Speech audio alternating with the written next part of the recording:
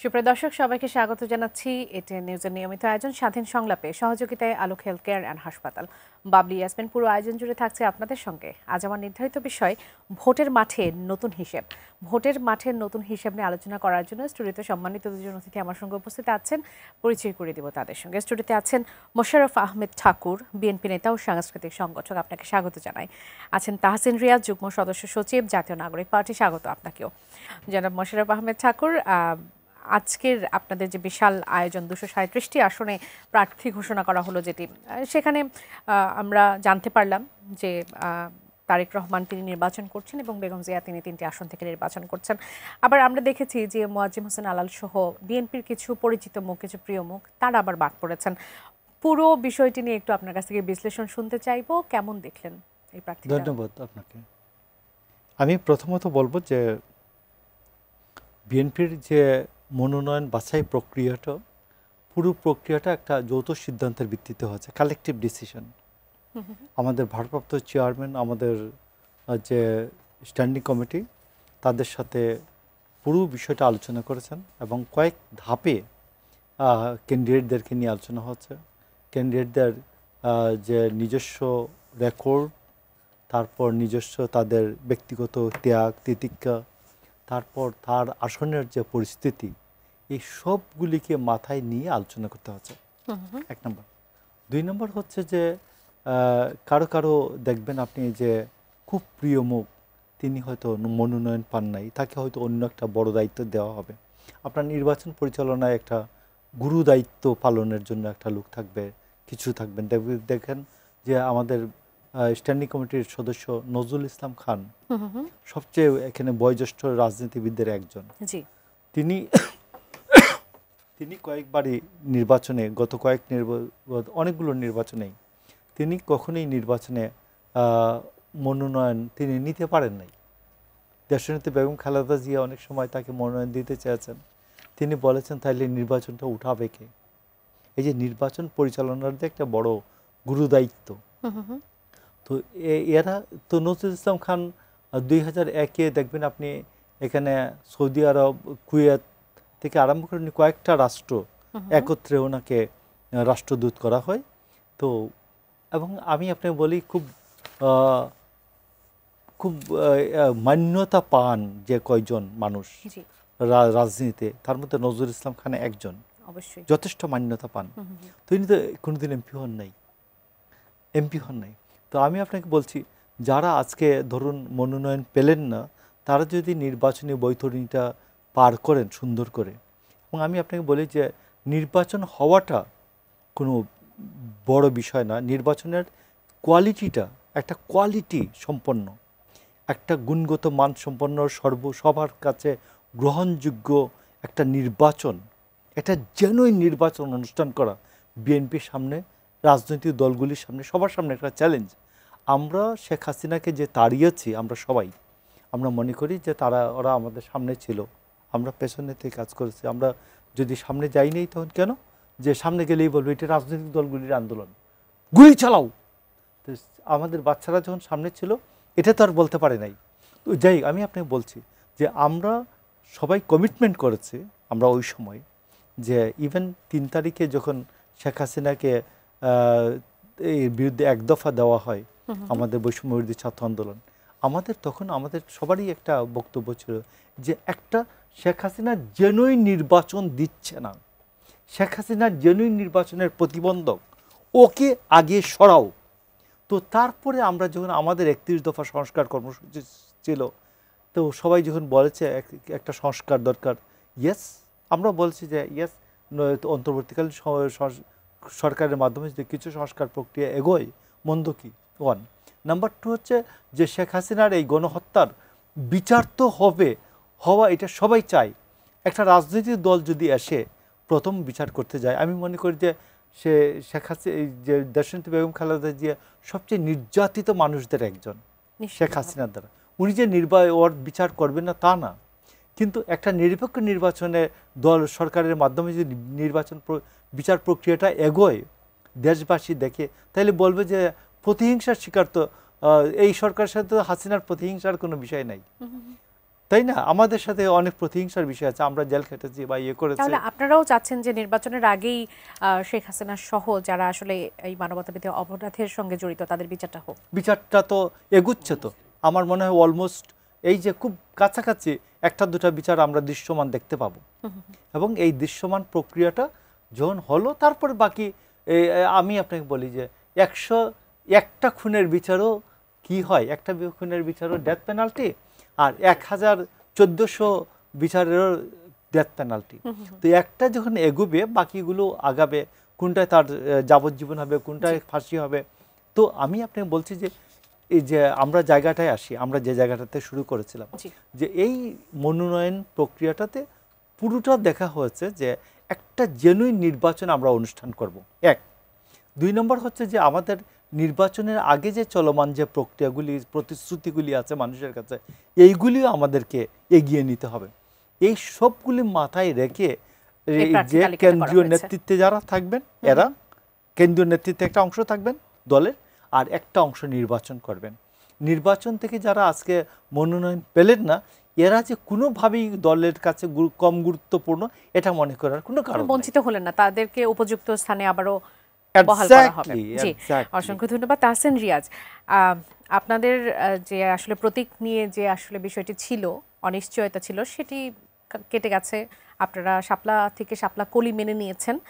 এখন জাতীয় নির্বাচনে বিএনপি তো আসলে তাদের প্রার্থী তালিকা দিয়ে দিল, আপনারা ঘোষণা করেছেন যে 300 আসনে আপনারা প্রার্থী দেবেন। আপনাদের প্রস্তুতির কথা একটু জানতে চাইবো, যে প্রার্থী তালিকা কবে আপনারা ঘোষণা করবেন এবং সেখানে কোন বিষয়গুলো প্রাধান্য পাবে। একজন দর্শক আছে, তার প্রশ্নটা নিয়ে একটু এই প্রশ্ন উত্তর নিব। দর্শক স্বাগত জানাই, কে বলছেন, কোথা থেকে বলছেন, আপনার প্রশ্নটি করবেন। বাগমারা থেকে বলছি, নজরুল ইসলাম। জি বলবেন। বাগমারা থেকে নজরুল ইসলাম বলছি, বিএনপির আলোচক মহোদয়ের কাছে যে আপনার রুহুল কবির রিজভী সাহেব মনোনয়ন পেলেন না, এটা মন খারাপ হচ্ছে, দয়া করে বিএনপির আলোচক মহোদয় একটু বলবেন। মানে আপনি জানতে চাচ্ছেন যে বিএনপির প্রতিক্রিয়াটা আসলে কি, সেটি জানতে চাচ্ছেন? জি জি জি, আমার ব্যক্তিগত অভিমত, একটু মন খারাপ হচ্ছে যে রিজভী সাহেব মনোনয়ন পেলেন না। জি, আপনি থাকুন আমাদের সঙ্গে, আপনার প্রশ্ন উত্তর নিশ্চয় নিব। আমি একটু তাহসিন রিয়াজ আপনার কাছ থেকে আসতে চাই, আপনারা কবে প্রার্থীতা ঘোষণা করবেন এবং কি কি প্রাধান্য পাবে? যারা আমাকে শুনছেন, আমার সাথে অত্যন্ত লার্নেড, আমি প্রচণ্ড রকম শ্রদ্ধা করি, মোশাররফ ভাই আছেন, উনিও বলছিলেন। আপনি যে প্রশ্নটা করেছেন তার আগে আমার কাছে মনে হয়েছে যে আজকে চমৎকার একটা ঘটনা ঘটেছে, সেটাকে আমরা একটু সাধুবাদ জানাই অফিসিয়ালি। এটা আমাদের দল থেকেও করা হয়েছে। আমরা দেখেছি যে এত বছরের যে ট্রেডিশনাল নমিনেশন মানে প্রদান করার যে প্রক্রিয়া, যেগুলো আমরা দেখি সিরিয়াল ধরে মানুষ টাকার বিনিময়ে নমিনেশন কেনে একটা আসন থেকে, 50টা 100টা 1000 নমিনেশন, এই যে বাণিজ্যিক যে ব্যাপারটা, এটা থেকে আমরা যে নতুন বাংলাদেশের কথা এতদিন ধরে বলেছি, এটার একটা সূচনা আমরা দেখেছি। আমরা সামনে আরও এক্সাম্পল হয়তো দেখব। It's a very beautiful scenario, যেটা আসলে আমার মনে হয় যে আমরা সকলেই এটাকে আমরা অ্যাপ্রিসিয়েট করি। এটা খুবই বিউটিফুল একটা ম্যাটার। আরেকটা ব্যাপার আমি একটু জাস্ট মোশাররফ ভাইকে ইকো করি, এটা খুবই গুরুত্বপূর্ণ এবং মানে আমাদের এটা ভালো লাগায়, আমাদের জন্য এটা আনন্দদায়ক যে বিএনপি কথাগুলোকে এখন খুবই ওন করে এবং এগুলোকে প্র্যাকটিক্যালি এটাকে নিয়ে আসতেছে। সেটা দেখেন, সেটা হচ্ছে যে আসলে এমপি হওয়াটাই সব কিছু না। এটা যেদিন আমাদের দেশের রাজনীতিবিদরা বলতে শিখবে বা বলতে জানবে যে আমার জন্য এমপি হওয়াটা সব কিছু না, আমি তো দলের ইলেকশন পরিচালনার কমিটিরও সদস্য হতে পারি, এটা তো বিরাট ব্যাপার। অথবা মানে সবাই সংসদে চলে গেল, দল চালাবে কে, সেটার জন্য তো লোক দরকার, সেটাও তো আমি একটা জায়গায় আমাকে আমি নিয়োজিত করতে পারি। দেখেন, এই যে এমপিকে লুক্রেটিভ করে তোলা বাংলাদেশের রাজনীতিতে সবসময়, যে এই এমপি হলে, আপনি জানেন যে এমপি হলে কি হয়, আসলে অবারিত ক্ষমতার একটা জায়গা তৈরি হয়, অবারিত দুর্নীতির একটা উইন্ডো ওপেন হয়। এটা আমাদেরকে এত বছরের যে মানে ঘুণে ধরা যে রাজনীতি, এই ট্রিটমেন্ট এবং এই লার্নিংটা আমাদেরকে দিছে। এমপি হইতে হবে, একদম এমপি হইতে হইলেই অনেক ফাইলপত্র সাইন করা যায়, অনেক বাণিজ্য করা যায়, এটা এমপি হইলে এরকম। বাট আমাদের রাজনৈতিক দলগুলো এখনকার সারফেসে বাংলাদেশের রাজনীতির দ্বারা এটা বলতে পারতেছে যে এমপি হওয়াই সব কিছু না, দল চালাইতে হয়, দল গঠনের প্রক্রিয়া থাকতে হয়, নির্বাচন পরিচালনার প্রক্রিয়া থাকতে হয়। These are the beautiful examples. আমার কাছে মনে হয় যে সামনের দিনে আমরা যখন আরও ওয়াইডলি, আমি আপনার টকশোনায়, আমি একাধিক টকশোতে আমি এটা বলেছি যে বিএনপির যে অ্যাক্টিং চেয়ারপারসন এখন যিনি আছেন, অ্যাটলিস্ট আর কেউ বুঝুক না বুঝুক উনি তারুণ্যটাকে খুব সঠিকভাবে এখন বুঝেন, এবং আপনি দেখবেন যে ট্রিটমেন্টটাও ঠিক ওরকমভাবে কিন্তু হচ্ছে এখন।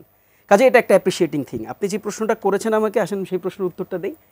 দেখেন, আমরা একটা নতুন রাজনৈতিক দল, আমাদেরকে মানে আমাদের জন্য কিন্তু চ্যালেঞ্জ অনেক।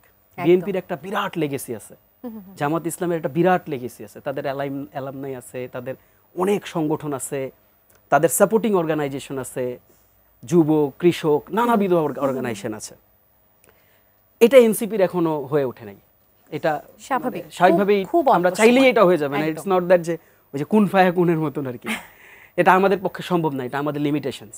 But yes, we have been working very seriously. আপনি দেখবেন যে আমাদের দুজন মুখ্য সংগঠক হাসনাত এবং সার্জিস, ওনারা লাস্ট অলমোস্ট আপনার 15 ডেজ ধরে তারা কিন্তু ঢাকায় নেই। তারা একেবারে লোকালি গিয়ে এলাকায় এলাকায়, জেলায় জেলায়, উপজেলাগুলো বসে তারা কমিটি গঠন থেকে শুরু করে ইন দ্য মিন টাইম তারা বিভিন্নভাবে কীভাবে প্রক্রিয়াগতভাবে আমাদের আসনের জন্য ভালো প্রার্থী খুঁজে নিয়ে আসা যায়। কারণ আমাদের জন্য বার্ডেনও বেশি। আমরা নতুন রাজনীতির কথা বলেছি, আমরা এত বছর ধরে স্পেশালি গণঅভ্যুত্থানের পর থেকে আমরা বাংলাদেশের মানুষকে স্বপ্ন দেখিয়েছি। কাজেই আমরা যখন কোনো প্রার্থী দিব, এই প্রার্থীটা আমরা সবসময় বলেছি যে প্রার্থী হইতে হবে এডুকেটেড, প্রার্থী হইতে হবে যে আসলে সিস্টেম বোঝে, কনস্টিটিউশন বোঝে, অ্যাডমিনিস্ট্রেশন বুঝে, ডিলিংসটা বুঝে, প্রক্রিয়াটা বুঝে, রাষ্ট্র বুঝে, পররাষ্ট্রনীতি বোঝে, এরকম প্রার্থী হতে হবে। কাজেই এটা আমাদের জন্য একটু difficult, but still we have been working and very soon আমরা একটা বেশ ভালো জায়গায় আছি এখন। খুব দ্রুতই হয়তো আমরা আমাদের পক্ষ থেকে আসলে আমরা কতগুলো আসনে আমরা প্রার্থী দিতে পারবো সেটারও একটা তালিকা আমরা আমাদের জায়গা থেকে আমরা পরিষ্কারভাবে জানাবো। ইতিমধ্যে আপনারা নিশ্চয়ই কভার করেছেন, আমাদের দলের কনভেনার তিনি এককভাবে একটা প্রেস ব্রিফিং করে তিনি দলীয় সিদ্ধান্তগুলো জানিয়েছেন। কাজেই সামনে আমরা আরও পরিষ্কারভাবে ব্যাপারগুলো জানাবো, যেহেতু এগুলো প্রক্রিয়ার অংশ। কাজে আমি আকবরিয়ান মন্তব্য করছি না, এগুলো যখন আমরা জানাবো অফিসিয়ালি তখন আপনারা সবাই ব্যাপারগুলো জানতে পারবেন। আমি তাহলে দর্শকের প্রশ্নটা আর উত্তর, আচ্ছা আরো একজন দর্শক আছেন, তার প্রশ্নটা নিয়ে প্রথম যিনি ছিলেন তার উত্তরটি নিব। দর্শক স্বাগত জানাই, কে বলছেন, কোথা থেকে বলছেন, আপনার প্রশ্নটি করবেন। আমি রংপুর থেকে অনুপম রায় বলছিলাম। বলবেন আপনার প্রশ্নটি। যে আমি নির্বাচনের তৃণমূল পর্যায়ের মাঠ পর্যায়ের কিছু চিত্র তুলে ধরতে চাই। যে এর আগে আমাদের এদিকে যারা আওয়ামী লীগের সমর্থক ছিল, ভোটার ছিল, সাধারণ ভোটার, যারা ওভাবে রাজনীতির সাথে জড়িত না, তো তাদের তো মানে আওয়ামী লীগ তো বেশি নাই বা তারা ভোটে আসতেছে না। তো সাধারণ যে ভাসমান যে আওয়ামী লীগের ভোটার গুলো নিশ্চয়ই কোনো না কোনো দলে তো এরা ভোট দিবে, তাই তো? এখন হচ্ছে কি, মাঠ পর্যায়ে চলতেছে একটা বিএনপিতে যোগদান কর্মসূচির নামে সারা দেশে তৃণমূল পর্যায়ে এরকম চলতেছে যে তোমরা বিএনপিতে যোগ দাও, তাহলে তোমাদের কোনো সমস্যা হলে আমরা তোমাদের পাশে দাঁড়াবো। কেন? আমি একজন সাধারণ মানুষ, আমি একটা দলকে সমর্থন করতাম, সেই দলটা নিষিদ্ধ হয়ে গেছে, সেই দলটা দেশে নাই, কিন্তু আমাকে নিরাপদ থাকতে গেলে কেন আমাকে নির্দিষ্ট একটা দলের অধীনে যাইতে হবে বা ছায়াতলে যাইতে হবে? তাহলে আমি নিরাপত্তা পাবো বা সবকিছু পাবো, আর না হলে আমি সাধারণ একজন মানে রাজনীতি বিমুখ হয়ে যদি থাকতে চাই কেন থাকতে পারবো না? এবং অন্যান্য দল, আমি যদি ছোটখাটো যে দলগুলো আছে এনসিপি বা এদের সাথে যদি যাই, তাহলে ওই বিএনপির এই সংখ্যা গরিষ্ঠ যেই ইয়ারা পাবলিক আছে তারা বলবে যে এ তো আওয়ামী লীগ করতে আগে আওয়ামী লীগের সমর্থক ছিল, আওয়ামী লীগের দোসর, এই সব বলে ট্যাগ দেয়। তো আবার বিএনপিতে যারা যে আওয়ামী লীগ গুলো যোগ দিচ্ছে, গণহারে যে বিএনপির যোগদান, তারা কারা যোগদান করতেছে? যারা বিএনপিতে না, বিএনপি ছিল না, তারা তো যোগদান করতেছে, তাদের ক্ষেত্রে অসুবিধা নেই। তাহলে এই যে যারা নিউট্রাল থাকবে, রাজনীতি নিউট্রাল, তাদেরকে কেন বাধ্য হতে হবে বিএনপিতে যোগদানের জন্য? তাহলে বা তারা নিরাপত্তা পাবে, না হলে কেন পাবে না? জি অনুপম, অসংখ্য ধন্যবাদ, আপনি থাকুন, আপনার প্রশ্ন উত্তরটি নিব। আমি প্রথম দর্শকের প্রশ্নটি দিয়ে একটু শুরু করতে চাই। তিনি আফসোস করেছেন, নজরুল ইসলাম বাগমারা থেকে তিনি ফোন করেছিলেন যে রুহুল কবির রিজভীর মতো ব্যক্তিত্ব আসলে যখন আসলে নমিনেশনে পায় না সেটিতে তাদের মন পোড়ায়, তারা কষ্ট পাচ্ছেন, সেটির ব্যাপারে বিএনপি কি বলতে চাইবে? ধন্যবাদ ওনাকে, নজরুল ইসলামকে। দেখুন, রুহুল কবির রিজভী বাংলাদেশে রাজনীতিতে একজন খুব প্রাসঙ্গিক ব্যক্তি। আপনি তখন কতটুকুন 1984 সালে উনি বাংলাদেশের প্রথম এই যে অবরোধ যে শব্দটি, এই অবরোধ এই শব্দটি চালু হয় এবং স্কপ হলো শ্রমিক কর্মচারী ঐক্য পরিষদ, স্কপ মানে এটা বিয়ের 7 দল 15 দল মিলে শ্রমিক কর্মচারীদের ঐক্যটা আগে হয়ে যায় সবার আগে। বাংলাদেশে এরশাদ বিরোধী আন্দোলনে সবার যে প্রথম যে ঐক্যটা, সেটার নাম হচ্ছে স্কপ, শ্রমিক কর্মচারী ঐক্য পরিষদ। এই স্কপের যে অবরোধ, রেলপথ রাজপথ অবরোধ, তিনি এই রেলপথ অবরোধে তখন তিনি জাতীয়তাবাদী ছাত্রদল রাজশাহী বিশ্ববিদ্যালয়ের সাধারণ সম্পাদক, এবং তিনি এবং জাসদ ছাত্রলীগের সাধারণ সম্পাদক রাজশাহী বিশ্ববিদ্যালয়ের শাহজাহান সিরাজ, এরা দুজনই রেল লাইনের উপরে ছিলেন। ওখানে বিডিআর তখন গুলি করে, রাইফেলের গুলি করে, এবং রিজভী আহমেদের পেটের বাম পাশে গুলিটা ঢুকে পেছন দিয়ে বেরিয়ে যায় এবং রিজভী আহমদকে অলমোস্ট ডেথ ডিক্লেয়ার করা হয় এবং তিনি ভাগ্যগুণে বেঁচে যান। আমরা তাকে বলতাম মৃত্যুঞ্জয়ী ছাত্রনেতা। এবং তার পাশে যে শাহজাহান সিরাজ ছিলেন তিনি কিন্তু ওই স্পটেই মারা গেলেন। ভাগ্যগুণে যে রিজভী আহমদ বেঁচে যান, এবং বেঁচে যাওয়ার পরেও আপনাকে যে লেগেসিটা, উনি রিজভী আহমেদ ছিলেন একজন দুর্দান্ত যুবক, একবার দুর্দান্ত চটপটে। এখন যে দেখেন খুঁড়িয়ে হাঁটেন তা না, কিন্তু দুর্দান্ত চটপটে যুবক হিসাবে দেখেছে আমাদের অগ্রজ, আমাদের কিছুটা সিনিয়র, ভূগোলের ছাত্র রাজশাহী বিশ্ববিদ্যালয়ে। তো সেখানে রিজভী আহমেদ এই 1984 সাল থেকে নিজেই ছাত্র রাজনীতি নিজেই একটা ইতিহাস। তো রিজভী আহমেদ এই দলকে সার্ভ করছেন।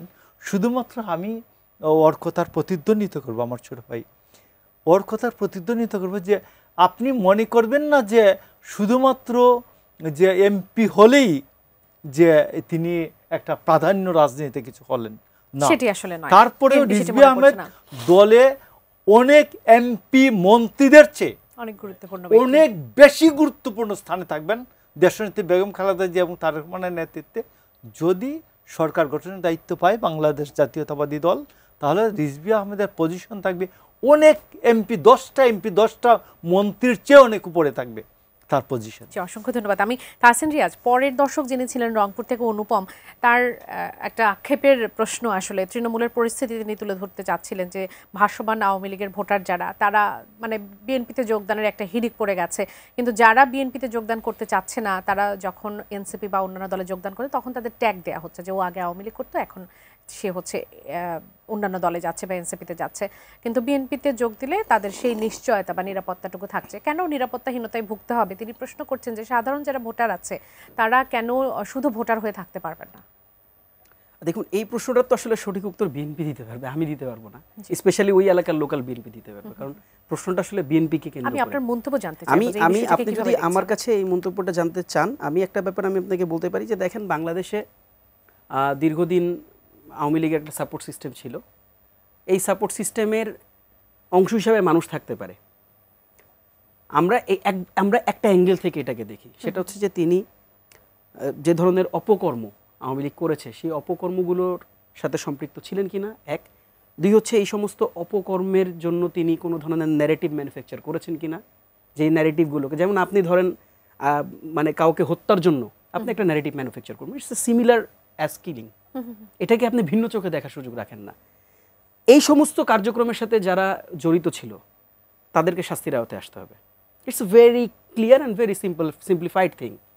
এর বাইরে যারা আছেন, যারা কোনো ধরনের অপরাধ সংগঠিত করেন নাই, যারা কোনো ধরনের অপরাধের সাথে সম্পৃক্ত ছিলেন না, যারা কোনো ধরনের অপরাধকে লেজিটিমাইজ করেননি কোনোভাবে, ইনিয়ে বিনিয়ে সিস্টেমেটিক্যালি, ওর কোনো ইনস্টিটিউশন বা ওর কোনো অর্গানাইজেশনকে এখানে অ্যাক্টিভ রেখে, এই সমস্ত লোকজনদেরকে নিরাপত্তা দেওয়ার দায়িত্ব তো রাষ্ট্রের।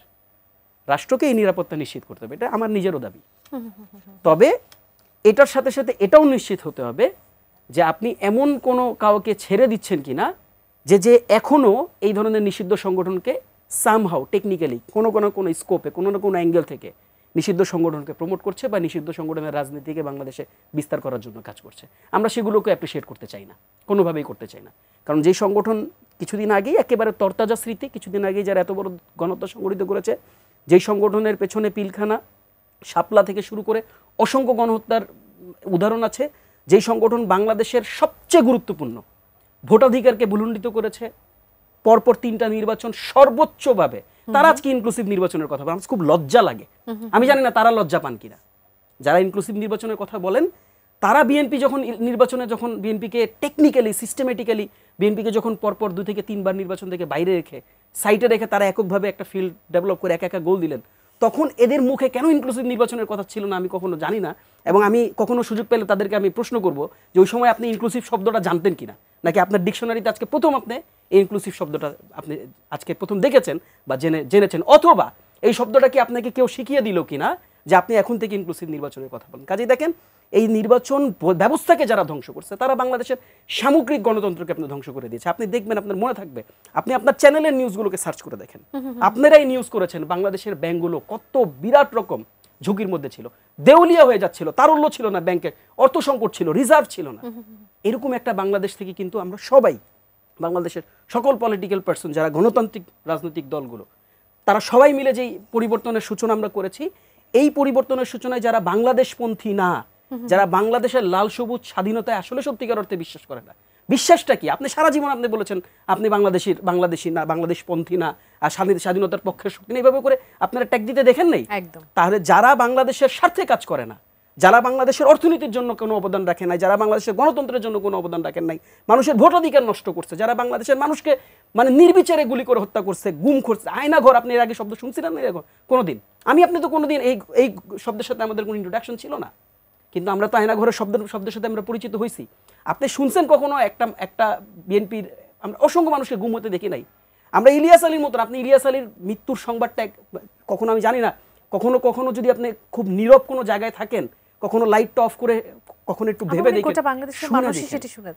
শুনে দেখেন যেটা কত ভয়াবহ কথোপকথন ছিল, সেটা আসলে কেউই ভুলেনি। এরকম রেডিক্যাল একটা অর্গানাইজেশন যারা এখনো এটাকে লেজিটিমাইজ করে, আপনি একজনকে সরি বলতে শুনছেন? আপনি আমাকে বলেন, দ্য সিঙ্গেল ওয়ান আপনি আমাকে দেখান যারা সরি ফিল করছে এখন পর্যন্ত। তাহলে আপনি যেই ভদ্রলোক এখনো বলে বেড়ায় যে তারা এই হত্যাযজ্ঞ ঘটিয়েছে, প্রকাশ্য দিবালোকের মতন একটা পরিষ্কার একটা ব্যাপার, এখন তো ইন্টারনেট সবার কাছে ডকুমেন্টসগুলো আছে, এরকম হত্যাযজ্ঞ যারা সংগঠিত করেছে, এই হত্যাযজ্ঞের এখনো যারা এগুলোর পক্ষে তথ্য উৎপাদন করে, এগুলো লেজিটিমাইজ করে, আপনি তাকে আসলে কিভাবে ক্ষমা করবেন? দর্শক আছেন এই মুহূর্তে, তার প্রশ্নটি একটু নিতে চাই। দর্শক স্বাগত জানাই, কে বলছেন, কোথা থেকে বলছেন, আপনার প্রশ্নটি করবেন। আমি কিন্তু দড়ি পটুয়াখালী থেকে। জি, আপনার প্রশ্নটি করবেন। আমার প্রশ্নটা হচ্ছে দুজন অতিথির কাছে। বিএনপি যে এক বছরের উপদেষ্টা আতাউর রহমান ঢালি, ঠিক আছে, তিনি বলেছেন যে এই সরকার নির্বাচন ঘোষণা করতে পারবে, কিন্তু শুরু করতে পারবে, কিন্তু শেষ করে যেতে পারবে না। তো বিএনপি যে এই নির্বাচনের ট্রেনে উঠলো, তারা কি গন্তব্য পুষতে পারবে কিনা? এটাও একটা প্রশ্ন দুজন অতিথির কাছে। অসংখ্য ধন্যবাদ। আশরাফ ভাই, আপনি বলতে চাইবেন কিনা? ধন্যবাদ আপনাকে।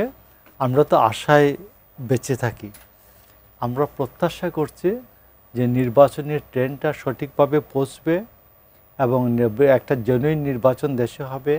আমরা ডক্টর ইউনূসকে আমরা যেভাবে স্বাগত জানিয়েছিলাম খুব সম্মানের সাথে, আমরা ওনাকে একটা অনারেবল এক্সিট দিতে পারবো এবং পরবর্তী গভর্নমেন্টে ডক্টর ইউনূস এবং তার সাথে যারা এফিশিয়েন্টলি কাজ করেছেন যেসব উপদেষ্টা, তারা বাংলাদেশ দেশ এবং জাতির কল্যাণে তারা পরবর্তী গভর্নমেন্টেও কাজ করবেন, আমরা এই প্রত্যাশাটা ব্যক্ত করছি। আর যারা এফিশিয়েন্টলি কাজ করতে পারেন নাই, এটা তাদের সীমাবদ্ধতা, তবে আমরা মনে করি যে তাদেরকেও তিরস্কার করা ঠিক হবে না। আশরাফ ভাই, আমার প্রশ্নের উত্তর এবার একটু নিতে চাইবো। গণভোট প্রশ্নে আসলে মানে নির্বাচনের আগে সবথেকে গুরুত্বপূর্ণ বিষয় এখন হয়ে দাঁড়িয়েছে যে এই গণভোটটা আসলে কখন হবে। রাজনৈতিক দলগুলো আমরা 5 আগস্টের পর থেকেই অত্যন্ত ধৈর্যের সাথে পারস্পরিক শ্রদ্ধার জায়গাটুকু বজায় রেখে আমরা দেখেছি যে ঐকমত্য কমিশনের নানান বিষয়ে তারা আসলে ঐকমত্যে এসেছেন, কিন্তু গণভোট প্রশ্নটি এখন পর্যন্ত সমাধান হতে পারেনি এবং সরকার অনেকটা বিক্ষুব্ধ এই বিষয়টি নিয়ে 1 সপ্তাহের মতো সময় দিয়েছে রাজনৈতিক দলগুলোকে একটা সিদ্ধান্ত দেওয়ার ব্যাপারে। এখানে ঐকমত্য হবে কি 1 সপ্তাহের মধ্যে, কি মনে হয় আপনার কাছে? আমি আপনাকে এই ক্ষেত্রে আমার উত্তরটা একটু রূঢ় হবে, যে জাতীয় ঐকমত্য কমিশনের দায়িত্ব নিয়েছেন ডক্টর আলী রিয়াজ। তো আলী রিয়াজ দায়িত্ব নেওয়ার পরে উনি পুরোটা সময় পৌরোহিত্য করছিলেন, এই জাতীয় ঐক্যমতের ব্যাপারে পৌরোহিত্য করছিলেন। তো উনি কি হাল ছেড়ে দিয়েছেন? একটা কোয়েশ্চেন। নাম্বার 2 হচ্ছে যে আপনি আমরা দুজন এখানে কিন্তু আলোচনাটা করছি, আপনি এই আলোচনায় পৌরোহিত্য করছেন, মানে আপনি অ্যাঙ্কর সঞ্চালকের ভূমিকায় কাজ করছেন। আমি কখন থামবো, উনি কখন থামবেন, আমরা এইটা আপনার নির্দেশনা তো মেনে চলছি। তো আলোচনাটা তো এখনো শেষ হয় নাই, জাতীয় ঐকমত্য কমিশনের মেয়াদ শেষ হলেও আমি মনে করি ডক্টর ইউনূস আমাদের অনেক শ্রদ্ধেয় মানুষ, বয়সে, শিক্ষায়, তারপর সারা পৃথিবীতে ওনার পরিচয়, মান্যতা সব কিছু মিলিয়ে। তো আমি আপনাকে বলি যে এই ক্ষেত্রে রাজনৈতিক দলগুলির উপর ছেড়ে দেওয়া, আপনি তো ছেড়ে দেন নাই আগে। যদি আগে রাজনৈতিক দলগুলির সাথে ছেড়ে দিতেন, যে ডক্টর ইউনূস যে প্রতিশ্রুতিটা দিয়েছিলেন আমাদেরকে, যে ধরুন 100টা প্রস্তাবের মধ্যে 10টি প্রস্তাবে রাজনৈতিক দলগুলি একমত হলো, এই 10টি প্রস্তাব নিয়ে আমরা এগোবো, বাকিটা নির্বাচন হয়ে যাবে, বাকিটা অন্যরা দায়িত্ব পালন করবেন। এটা ছিল ডক্টর ইউনূসের প্রথম প্রতিশ্রুতি। তো এখানে এত চাপাচাপি করছেন কেন? অনেকগুলো বিষয়ে তো ঐক্যমত হচ্ছে। আমি তো মনে করি যে 48টা বিষয়ের মধ্যে 27টা বিষয়ে ঐক্যমত হচ্ছে। এখানে কারো তো কোনো দ্বিমত নাই, এবং গণভোট হওয়ার প্রশ্নেও কারো দ্বিমত নাই। গণভোট হবে না, কেউ দ্বিমত হবে না। তবে আমি আপনাকে বলি, গণভোটের গ্রামারটা কি? গণভোটের গ্রামারটা হচ্ছে জনগণ তার সার্বভৌম, ধরুন জনগণ তার একটা সুপ্রিম কোর্ট, একটা হাইকোর্ট আর একটা সুপ্রিম কোর্ট। সুপ্রিম কোর্ট আগে না হাইকোর্টের বিচারটা আগে? আগে হাইকোর্টের বিচার হবে। ধরুন সুপ্রিম কোর্ট এই জনগণের যে সার্বভৌম ক্ষমতাটা সে অর্পণ করে এমপিদের কাছে।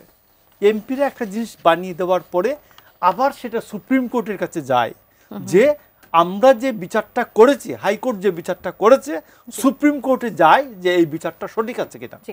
তো জনগণের যে গণভোটটা হচ্ছে সুপ্রিম কোর্ট। জনগণের ভোটের পরে আর কোনো রায় হতে পারে না। তো ইন দ্যাট কেস আমি মনে করি যে বিএনপি যদিও আমাদের এনসিপি বা আদার্স এদের সাথে একটা আলোচনার স্বার্থে বা আপোষ সভার স্বার্থে বা বৃহত্তর জাতীয় ঐক্যের স্বার্থে তারা বলেছেন একই দিনে ভোট হতে পারে। আমি মনে করি যে গণভোটের যে গ্রামারটা আছে সেটা হচ্ছে পার্লামেন্ট একটা ডিসিশন তারা নেবেন, নিয়ে বিল আকারে সেটা রাষ্ট্রপতির কাছে দিবেন। রাষ্ট্রপতি জনগণের কাছে, মানে সুপ্রিম কোর্টের কাছে পরামর্শ বা রায় চাইবেন, জনগণের মানে গণভোট চাইবেন যে আমি এটা স্বাক্ষর করব কিনা। Basically this is the grammar. তো এখানে গ্রামারটাকে উল্টে ফেলে শেষ করি, যে গ্রামারটা উল্টে ফেলা হচ্ছে বৃহত্তর ঐক্যের স্বার্থে, যে ঠিক আছে আমরা একই দিনে গণভোটটা করে ফেলি, যে এই বিলটাতে আমরা ইয়া করবো কিনা, এই আমরা পাশ করবো কিনা। তো সেইটা এখন হাইকোর্টের উপর যদি বার্নিংস করে দেওয়া হয়, মানে পার্লামেন্টের উপর বার্নিংস করে দেওয়া হচ্ছে যে গণভোট নিয়ে, কিন্তু পার্লামেন্টের কাছে এটা ওপেন রাখলে বলছে আরো ভালো। ভাইয়া এই অংশে একেবারেই আর সময় পাচ্ছেন না। তাহসিন রিয়াজ, আপনার কাছ থেকে একটু এটা ছোট করে একটু জানতে চাই, আপনাদের দক্ষিণাঞ্চলের মুখ্য সংগঠক হাসান আব্দুল্লাহ বলেছেন যে গণভোট এবং জুলাই সনদ বাস্তবায়নের যে আদেশ সেটি জারি করতে হবে, এই প্রধান উপদেষ্টা ডক্টর মোহাম্মদ ইউনূসকেই সেটি জারি করতে হবে। এই আদেশ যদি এখন চুপ্পুর কাছ থেকে নিতে হয় তাহলে তা হবে বিপ্লবের কফিনে শেষ পেরে। কিন্তু আমাদের শাহাবুদ্দিন মালিক, যিনি সংবিধান বিশ্লেষক আছেন, তিনি বলেছেন যে প্রধান উপদেষ্টা অধ্যাদেশ জারি করবেন, এটা উদ্ভট ধারণা। মানে আইন আসলে কি বলে, আইনের ব্যত্যয় ঘটানো সম্ভব কিনা? না, ইটস নট অ্যাবাউট মানে আইন কি বলে। দেখেন, ফ্যাক্ট হচ্ছে যে আইন কি আপনাকে বলছে যে এই ধরনের আপনি ইয়া করতে পারবেন, একটা কেয়ারটেকার বা ইন্টারিম গভর্নমেন্ট করতে পারবেন? Is there any scope? আপনার কনস্টিটিউশন কি এটা বলছে? আপনি আমাকে বলেন তো, কনস্টিটিউশনের কোথায় প্রধান উপদেষ্টার ধারণা ছিল? কনস্টিটিউশনের কোথায় আপনাকে বলা হয়েছিল যে আপনি এরকম ধরনের একটা ক্যাবিনেট ডেভেলপ করতে পারবেন, উপদেষ্টা পরিষদ গঠন করতে পারবেন? কোনোটারই কোনো স্কোপ ছিল না। স্কোপটা কি জানেন? স্কোপটা হচ্ছে রেগুলেশন। আমি আপনাকে বলি, ভাই বলছেন, আমি জাস্ট সালাউদ্দিন ভাইয়ের লাস্ট, আপনার ঐকমত্য কমিশনের লাস্ট স্পিচের কথা আমি আপনাকে বলি। সালাউদ্দিন ভাই এই কথাগুলো কি করছেন একটা সময়? প্রথম দিক থেকে তো একটা অ্যাডামেন্ট একটা পজিশন ছিল বিএনপির, যে না, তারা এই ধরনের গণভোট বা এই ধরনের কোনো কার্যক্রমের মধ্যে দিয়ে তারা রাষ্ট্রকে নিতে চায় না। তাদের একটা ডিফারেন্ট পজিশন থাকতেই পারে। ঐকমত্য কমিশনে আপনার একেবারে সবার একমত হইতে হবে, এটা তো আসলে উদ্ভট একটা ধারণা। তাদের এখানে ডিফারেন্ট ওপিনিয়ন থাকবে, ডিসেন্ট তো আছে আপনার। মানে এই ধরনের ঐকমত্য কনসেনসাস কমিশন, কনসেনসাস তো ডিসেন্ট ছাড়া কনসেনসাস হওয়ার কথা না, এটা হয় না আইডিয়ালি, এটা আইডিয়াল ধারণাই না। কাজেই দেখেন, ফ্যাক্ট কি? ফ্যাক্ট হচ্ছে যে এখন রাষ্ট্রপতি যে আদেশটা জারি করবে, রাষ্ট্রপতি যেদিন আদেশ জারি করবে, আপনি জানেন কনস্টিটিউশনের স্ট্যাটাসটা তখন কি হবে? কনস্টিটিউশন ইমিডিয়েটলি ইনভ্যালিড হয়ে যাবে। কারণ কোন বেসিসের উপর দাঁড়ায়া, আপনি খেয়াল করেন, রাষ্ট্রপতি মানে যে আদেশটা জারি করবেন, এটা কিন্তু টিপিক্যাল কোনো অর্ডিন্যান্স না, অধ্যাদেশ না। মানে অর্ডিন্যান্স অ্যান্ড আদেশ, অধ্যাদেশ এবং আদেশের মধ্যে বেসিক ডিফারেন্সটা হচ্ছে অর্ডিন্যান্স আপনি ছোট ছোট ইস্যুগুলোর উপর আপনি রাষ্ট্রপতির পক্ষ থেকে আপনি নেন, অপিনিয়ন নেন, বা রাষ্ট্রপতি ছোট ছোট বিষয়গুলোর উপর, যেমন আপনি সিগারেট খাইলে আপনি আজকে থেকে 50 টাকা করে আপনার জরিমানা করা হবে। বাট আপনি যেই আদেশটা জারি করাতে চাচ্ছেন, আপনাকে বুঝতে হবে এই আদেশটা জারি হওয়ার সাথে সাথে আপনার কনস্টিটিউশনাল ফান্ডামেন্টাল অনেকগুলো ইস্যু চ্যালেঞ্জড হয়ে যাবে। আপনার এখানে আপার হাউসের কোনো ফর্মুলা নাই, আপনার এটা চ্যালেঞ্জড হয়ে যাবে। আপনার এখানে 70 অনুচ্ছেদ নিয়ে যে ধরনের সমাধানের কথা বলা হয়েছে চ্যালেঞ্জড হয়ে যাবে। আপনার নারী আসন থেকে শুরু করে দেয়ার আর ম্যানি ইস্যুস। এখন আপনি দেখেন, মানে আমরা আছি একটা উভয় সংকটে। আপনি ঠিক যেই জায়গাটাতে দাঁড়াবেন সেই জায়গাটাতেই আপনি ভায়োলেশন অফ লতে আছেন। তার মানে ভায়োলেশন অফ ল আপনি যখন এই ধরনের ভলাটাইল বা এই ধরনের কনফিউজিং সিচুয়েশনে থাকেন, তখন আপনার দৃষ্টিটা দেওয়া উচিত গণঅভ্যুত্থানের দিকে। This is what we are proposing. আমরা বলেছি যে আপনি দেখেন ইউনূস, মানে ডক্টর মোহাম্মদ ইউনূসের নেতৃত্বে যে ইন্টারিম গভর্নমেন্ট ফর্ম হয়েছে, ইন্টারিম গভর্নমেন্ট ফর্ম হয়েছে জনগণের অভিপ্রায়ের উপর। আপনি 106-এ আপনি হাইকোর্ট ডিভিশনের কাছে আপনি একটা মতামত জানতে চেয়েছেন, তারা ওই মতামতটা দিয়েছে সাংবিধানিকভাবে যেই অভিপ্রায়ের উপর দাঁড়িয়ে গণঅভ্যুত্থান সংগঠিত হয়েছে, ওই গণঅভ্যুত্থানটাকে আপহোল্ড করার জন্য এবং ওই গণঅভ্যুত্থানের স্পিরিটকে ক্যারি ফরওয়ার্ড করার জন্য একটা ইন্টারিম গভর্নমেন্ট আপনি ফর্ম করছেন। তার মানে এটা লেজিটিমেসি আছে কি নাই? আছে। তাহলে আমরা বলেছি যে যেহেতু ডক্টর মোহাম্মদ ইউনূস রিপ্রেজেন্ট করেন এই গণঅভ্যুত্থানকে, ডক্টর মোহাম্মদ ইউনূস এই পলিটিক্যাল সকল পার্টি ডক্টর মোহাম্মদ ইউনূসের ইন্টারিম গভর্নমেন্টকে সাপোর্ট দিয়েছিল কিনা?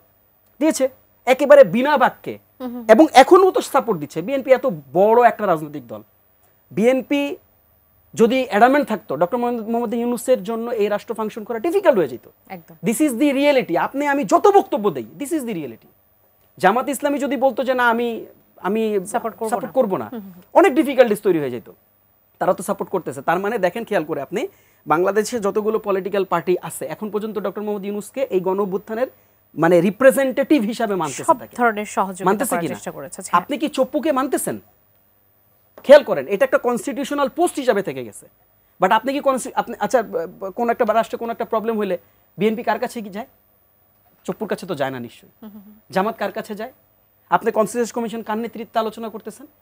লেজিটিমেট ফ্যাক্ট কি? আপনি মানে আপনি একটা রেশনাল অ্যাসপেক্ট কি? আপনি রেশনাল অ্যাসপেক্টে দাঁড়ায় প্রশ্ন করেন।